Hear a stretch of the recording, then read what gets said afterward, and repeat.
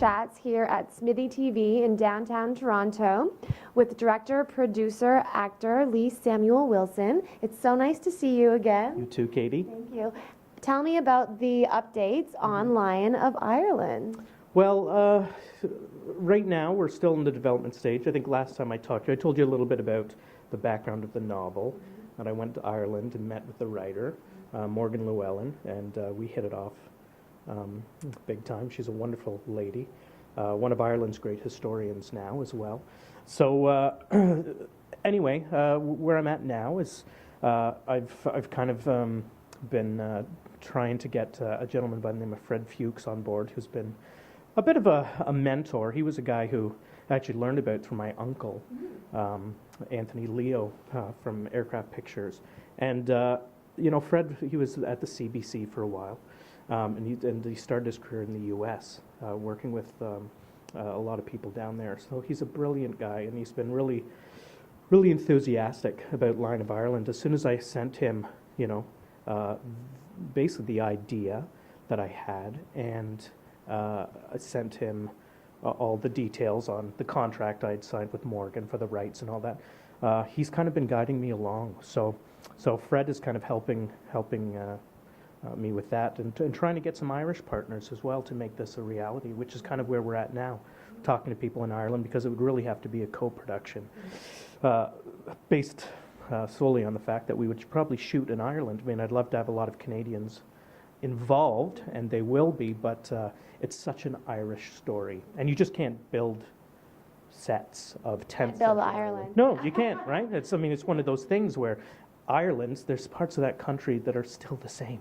Some of those castles, I mean, the monastery that Brian Boru, who was the first High King of Ireland, you know, we're talking, you know, 1014, the monastery is still there that he went to school in, you know, so it's incredible. So anyway, so that's kind of where we're at now. Yeah. So just to recap a little bit, Lion of Ireland was on the New York Times bestsellers list. When you first read the book, what about the story really captivated you? Well, you know, the book was actually given to me by my grandfather, and it actually became quite emotional for me, because he was a huge fan of the old movies like Spartacus, Ten Commandments, El Cid, The Vikings, all these great epic films, right, of history. He was a huge history buff. He was in the war, in the British Army, so he had served in Palestine, and he had a love for all those epic stories and that part of the world. And he had given me this book, and then he shortly died after of cancer. But it was his favorite book, and when I read it, it was really the story, this incredible story. It starts with Brian Boru when he's young, and his village is attacked by the Norse. And it's really Ireland, very much like Braveheart was, Ireland when it was all clans, you know, and they were easy bait because the Norse would come in and they could attack all the clans. So Brian Boru, his family was basically butchered.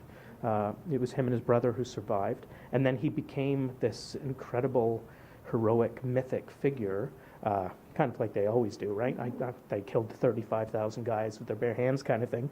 But he united all the clans, and he became the first High King of Ireland. So it's your classic Braveheart historical warrior film. But what struck me about it was the relationships in Morgan's novel, and how she writes the relationship between Brian and his brother, and Brian and his first wife and his second wife. It's just heartbreaking, and it's incredible storytelling. And it was so cinematic when I read it, you know, and you know you have something, a good product, if you want to call it, in film terms, or a good story when you're reading it. You can see the film in your head, and when the characters speak to you so clearly. And that's what it did for me. And, you know, so it was my grandfather dying, and it being his favorite book, that said to me, I have to do this one day. And it took me 10 years to get the rights, because they were owned by Warner Brothers, right? So, yeah. Shifting gears a little bit, you were trained as an actor at Stratford Shakespearean Festival, and you will be returning shortly to work on Tommy. How did you get involved in that production?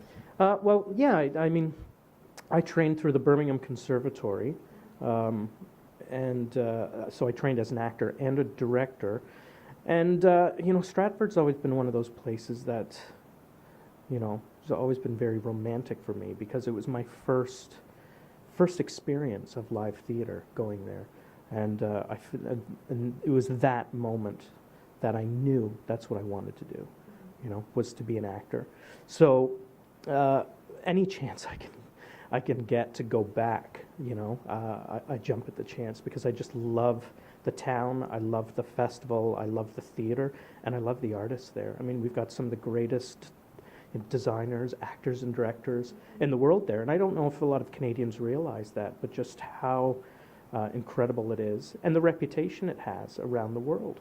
I've been lucky enough to travel a bit, and you talk to people, and they all know the festival, So I guess how it started was, with my relationship with Des McAnuff. I was lucky enough in 2010, Des, as the new artistic director, started a directing training program.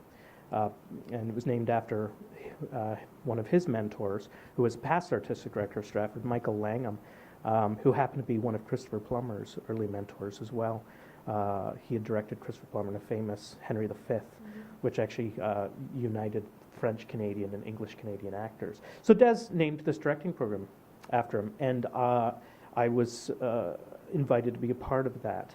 And with that became assisting, and so I was lucky enough where I got partnered with Des on that production. And so that relationship started with Des, and obviously I think he must have liked me a little because he's invited me back to assist him on Tommy, which is very exciting for me because it's a new frontier, being a rock musical. I mean, I'm not a musical guy, Absolutely. Yeah. And what can we expect? Can you give me any insight into what this production of Tommy will look like and feel like? Well, I can say it's going to be amazing. I mean, Des is truly a visionary when it comes to huge shows and this type of production. I mean, he is just so innovative, and what's exciting for me is he's always been kind of, for me, a visionary when it comes to technology.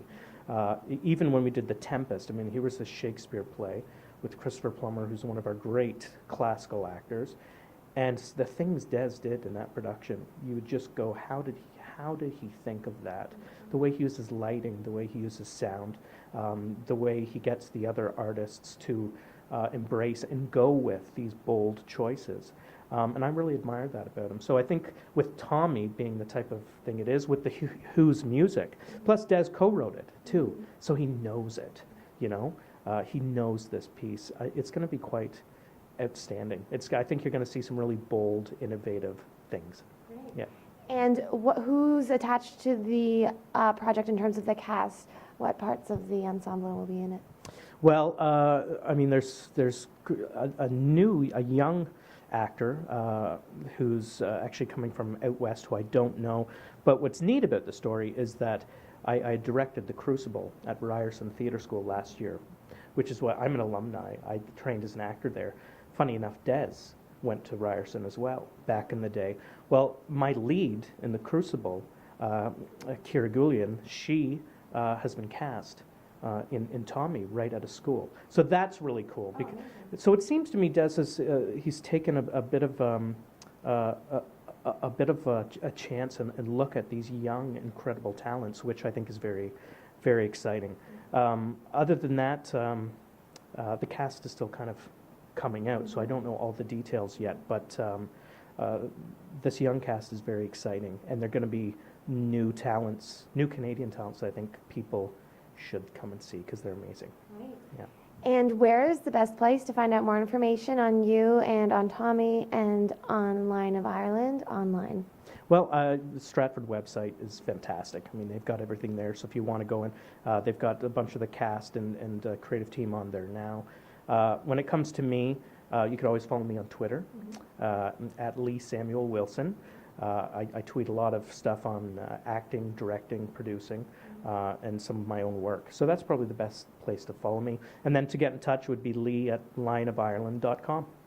Yeah. Great. Thank you so much. Congratulations, and I look forward to seeing your upcoming work. Thank you very much. Thank you. I'm Katie Uhlmann reporting for Katie Chats here at SMITHEE TV in downtown Toronto.